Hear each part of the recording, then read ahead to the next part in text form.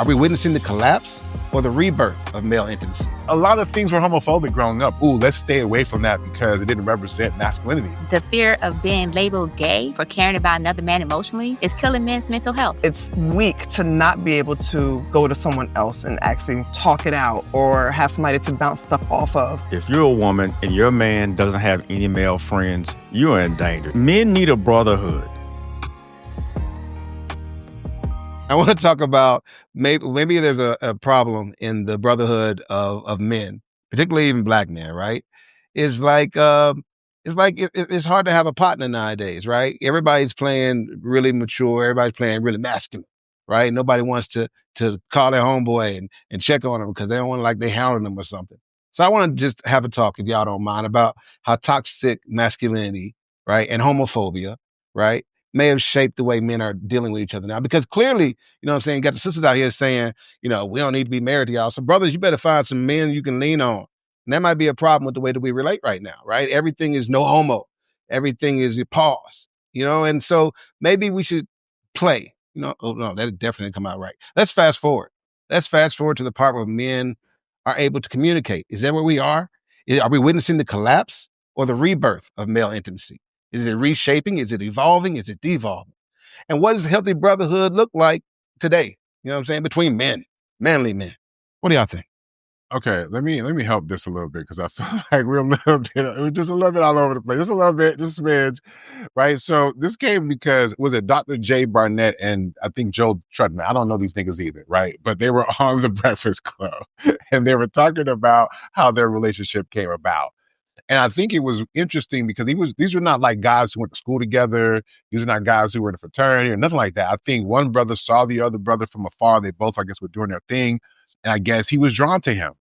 And so he reached out. He wasn't sure how Buddy was going to respond, right? And then Buddy, who was a little bit more guarded because he's had past hurts in previous relationships. And so when it came to those new relationships, he was also guarded. And as I was listening to these niggas talk, I was like, it sounds like a relationship with women.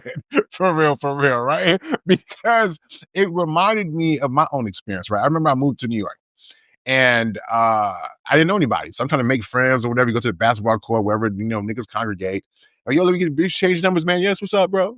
And then you like try to hit the nigga up. Like, hey, man, what's going on, bro? What's happening? You know, you don't hit nothing. You got to hit the nigga back. And then after a while, it's like, wait a minute. Where have I seen this before? Like, you met that chick and you're like, hey, you got a number, you call. And about the third time, like, I'm not going to call this bitch. What the fuck? You know? But my point is that there are ways that trying to forge relationships, just in general, we're only accustomed to seeing it in the lens of romantic relationships, for example, because most of the other relationships that we typically have, they come from proximity, right? Like if you're in a school or in a fraternity or relationships, like you end up kind of just naturally being around people and you cultivate a relationship. But I think what I liked about that was what they talked about was just forging newer relationships and how men have their own experiences with other men in terms of, you know, whether it's hating or somebody did them dirty or just being vulnerable. So I just thought this was an interesting topic because honestly, even myself, and I guess the way that we've been educated or programmed, like especially because we're a little bit older, right? Maybe the younger kids are a little different. But a lot of things were homophobic growing up, bro. Let's go keep it a buck. You know what I'm saying? Like a lot of things just was like, ooh, let's stay away from that because it didn't represent masculinity. And the funny thing is, even nowadays, when men are even more emotional, women will start calling them certain names, which kind of draws back to the whole thing in regards to the homophobia and stuff like that. So it's something that's rampant for sure in our communities. And I can acknowledge that it wasn't like I was turned off by it. Not that I was turned on by it. Just to be clear, pause if necessary. I'm sorry, I'm being silly. But the point is, I just thought that, right, you see what I did? I just thought that it was a good conversation because I do think what I'm seeing now more is brothers say, hey, man, I love you. I think there has been a movement afoot where brothers are feeling more open and more, vulnerable to talk to their homies about what they're going through. Mental health has become more, in flux in terms of the conversation. So I think it is moving in a different direction, but I'd be lying if I didn't say that I do think that, I guess, whether we want to call it, whatever phrase we want to call it, that it does impact how we view and how we may even engage and even how we initiate or try to develop friendships amongst men, 1000%. S&M, Welcome. you think there's a... It's a talking show. Yeah, You know, I appreciate you sharing your point. Well, so I was just trying to say this seems to be a male-oriented conversation first and foremost. So I was giving credence and leaning in onto the men first before I provide my commentary, because I actually agree with you, Nick, that the fear of being labeled gay for caring about another man emotionally is killing men's mental health, right? And so I'll go ahead and go though. I love Yeah, it. go ahead, girl. I love it. So anyways, with that being said, so women, we build friendships, right? And we keep those friendships alive. I have friends that's from 20 years ago. I have friends from elementary school. And I think that men actually need the same emotional space, right? They need the same emotional safe space, because if they having a drinking buddy is something different from having a buddy who you can be emotionally vulnerable with and have these real conversations with. Yeah, you go to the bar, you can drink, or you can go hang out and whatnot, but you're not having deep conversations. You're not actually getting some of that, because there's commentary where they say, well, men shouldn't talk to women about their problems. And that's another thing that also hurts men mental health and actually causes them manifest itself physically as well. So if you can't talk to your woman about your problems, then why not talk to your buddy about your problems? Because that's where that interchange come into play. So we always talk about women are gossiping to each other or leaning onto each other but that's our friendship, because we're getting our thought process out, bouncing it off each other, so that we can be better women, better people. And male vulnerability, I think, isn't a weakness. It's actually a sign of maturity. And so it always surprises me when I hear a lot of people like, oh, that's gay, or nigga, you gay. And it's like, wait, why? Because he hugged the dude? Like, he happy to see his man. He ain't seen his man in a minute. And it's like, no, that nigga gay. Or buy somebody a gift. Oh, that nigga gay. And it's like, well, why is he gay? Just because he's looking out for his friend. He bought him a gift, right? And then it becomes the nuances of what actually makes the person gay. It may not have been the gift that made him gay. It could have been or the type of gift, right? So if you put thought and consideration in it, oh, it's gay. If you don't put no thought and just gave him a gift card or some alcohol, cool, that wasn't a gay moment. To me, I just think that men need to embrace this side of themselves, because part of the reason that I honestly believe that we have what's currently occurring in our community, i.e. the pitting of men against women and so forth, is because, one, I think we talked about this, or not even I know we talked about this earlier, the rise of the red pill community, because it was an opportunity for men to have safe spaces to talk about issues that they were experiencing with women, or talk about issues that they were experiencing, or looking for mentorship for financial literacy and so forth. But what about having that up close and personal? Not just in the ether space, not just on the internet, but up close and personal. Why can't you give your boy a hug and it's a genuine hug? I know there's conversation with Chadwick and Michael B. Jordan and so forth, when they kind of hugged up on each other and folks like, oh, them niggas gay. And it was like, well, no, they're showing affection to each other, because that's what we need to do. And as a matter of fact, maybe if y'all hug each other more, we won't be having so many toxicity. I was going to say something else, so let me clean that up. We wouldn't have so many toxic commentary as it pertains to the LGBTQ community, because now you've been able to delineate and differentiate between what's truly considered gay and homosexual versus what's just showing affection. I've often said that if you're a woman and your man doesn't have any male friends, you're in danger. Men need a brotherhood. Men need someone to show that they can be valued for things other than what women value. It's a whole other affection that men show, and it shows up differently than it does with a woman. And men need that as well. Men need to be valued by other men for their skills, for their insight, just for their presence. And it may be a hug, it may be a gift, but a brotherhood is valuable, because nobody builds anything of value by themselves. No man does, or at least it's really, really, really hard. And those social cues that men need to learn, some of those things you learn from other men. Actually, most of them you learn from other men. So calling everything gay, or this is gay, or I even heard some men say going on guys trips is gay. I'm like, we're just going fellowship and hang out and chop it up and smoke cigars in the DR. Like, what are you talking about? That too, but mostly cigars, Hi, honey. So, oh, sorry, my bad. I forgot I was on a podcast. I was just talking to a second. So yeah, that brotherhood is really important for the development of just not boys, but men throughout their lifetime. It's really, really important. I can't stress it enough. And I see it a lot, especially in the cigar world. There are men that I really care about and I value, and I would be crushed if I found out something happened to them or if they needed something and I wasn't there for them or they didn't say anything. I show them love. I show them affection. I dap them up. I give them a hug. Hey, let me chop it up with you. Let me fellowship with you. So those are things that are needed for men's emotional development. And I don't think that is a gay thing. You pat him on the back too? You pat him on That too. Yeah, I pat him on the back. backside too? Well, no, we're not playing sports, so And even if I did, it's got to be open-handed. You can't cuff. Fingers apart. You guys all had really good takes on it. I think it's sad that men in our community feel like they can't be vulnerable, whether it be with their women or their male counterparts. It's almost like this toxic strength, right?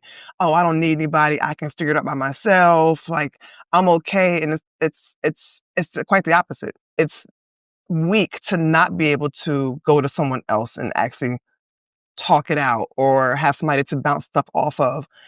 We can't do it ourselves. We're not designed to do things by ourselves, to Delvin's point.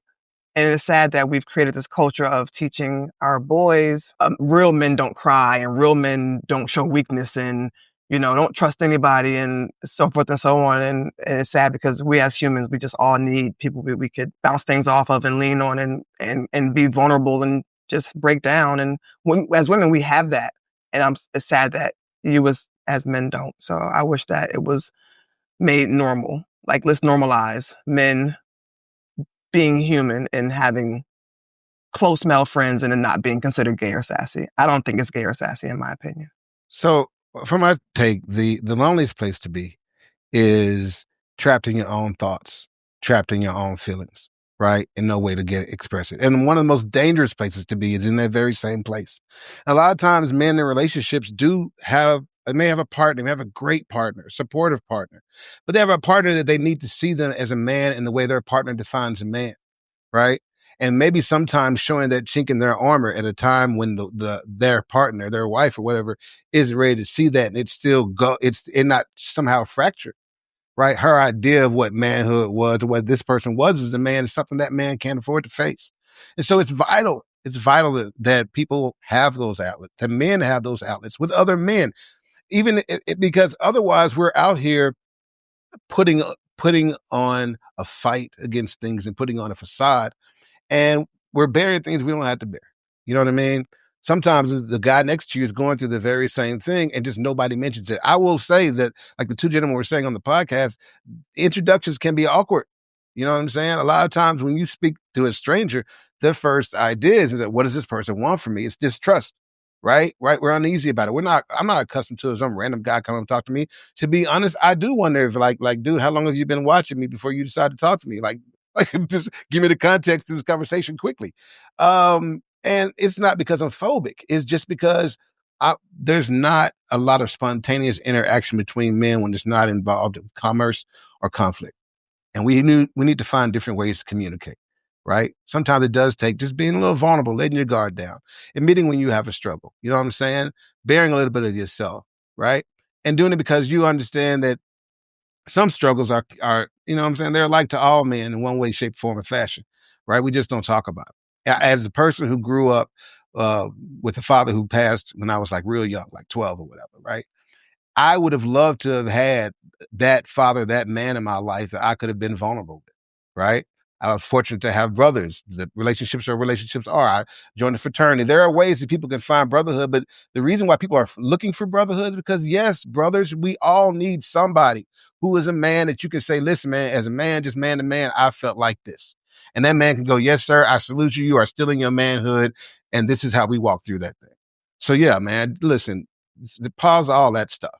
Don't let anything get in the way of forming genuine relationships with people about who are being genuine with you. You know what I mean? It doesn't make you gay. And maybe by embracing that idea, as S&M said, we can transcend some of our misunderstandings and our prejudices, right? to make real distinctions between what one thing is and what another thing is. Maybe we don't have to choose to live lives of being locked off in our feelings, right? Maybe we can choose to live openly, but not be gay. So I want to clarify something real quick, right? Because I felt like in my previous answer, I was trying to answer the question of like, is it a thing? Because I do think it is a thing. So I answered that, yes, it is a thing. But I want to be clear. I agree with it being a thing. Right? I feel like I want to be clear. Okay. I hear what y'all saying, but I felt like I can hear what y'all saying and there's still a line. Cause I gotta be honest. Like I'm sitting there thinking to myself, when's the last time I talked to my niggas and told them some vulnerable shit about me? I'm just trying to be honest. I'm trying to be for real. Right? Now, it may be fair that I have a wife that I can talk to and that I don't feel that if I share with her my deeper, most inner thoughts and fears, she's going to emasculate me. That could be part of it. It could also be that I have a fucking therapist, right? Because I trust strangers more than I trust, professionals who know how to ingest information and provide guidance as you work through it. But you know who are not good at those things? Y'all. Most people forget gender, right? Like, so I get why men would not feel comfortable being vulnerable around other men who often show the lack of emotional intelligence to deal with certain sensitive topics and conversations. Like, why would I do that? So like, I get we want that to be a thing, but niggas would have to show up a lot more emotionally intelligent to be able to handle a nigga's vulnerabilities if you so choose to do that. Now, don't get me wrong. I am sure there are relationships where men have that emotional safety, and I'm cheering for that. But I'm just being realistic in regards to whether or not why it's not happening. And honestly, aside from the gay piece, because I'm not anti whatever, but the truth is, like, I don't even trust people in general with my emotional shit because how are you gonna help me for real? Give me your perspective on my problem? I mean, I get it. So it just may be a me thing in regards to the fact that I do think, yes, male relationships are important, 1000%. But I guess maybe I'm a little old school because I feel like the certain level of emotional intimacy that I want to have with someone typically is reserved for a small group of people who are generally of the opposite sex. That's just a me thing. You get what I'm saying? And if I gotta work through some real shit, I'm gonna go to a professional. Now, if we kicking it, we talking about hoes and sports and regular guy shit, I need the outlet. I agree with y'all 1000%. But unless y'all can be real enough right now and tell me that, hey, within the last 5 years of your fucking life, right? And I ain't talking about family members either. I'm talking about your homeboys when you told them about whatever disease you caught, or whatever you told them about whatever ball you had in the most uncomfortable position, when you told them about how you failed when you tried to do X, Y, and Z, right? The litany of real nigga shit that you would have to convince me that y'all niggas are doing or would feel comfortable with doing, or let alone comfortable listening to. Y'all niggas sucking advice giving as well. So I get why. So I'm not going to be on this fucking podcast. I get it. Yes, you need outlets. You need friends that you can talk to. But please, for the sake of everything holy and sacred, go get some professional help if you need it. Okay? Because those niggas ain't professionals. Okay? And unless you identify them to be emotionally intelligent enough or to create a safe enough space for you to communicate with them, don't trust them niggas either. Okay? Fuck all the shit they talking about. Find, identify people who are emotionally intelligent enough, who are safe enough, and maybe even like professional enough that you can really unload your problems too. Right? Okay? Other than that, okay, I do think that there are boundaries that need to be set. Okay? Like, right? Just to make sure that we're not confusing nobody. You dig what I'm saying? And so I'm not going to pretend I'm that fucking evolved. Okay, I'm not. Okay, I'm still here. I know who to fucking talk to, right? And you got some genuine male friendships, right? Cool. But there is a line. Like, you're not going like, yo, dog, your ass looks fat. The jeans, you're not doing that. Okay? You know why? Yo, dog, you think my ass looks fat in these jeans? No, you're not going to do that. You know why? Because that shit is, say it with me.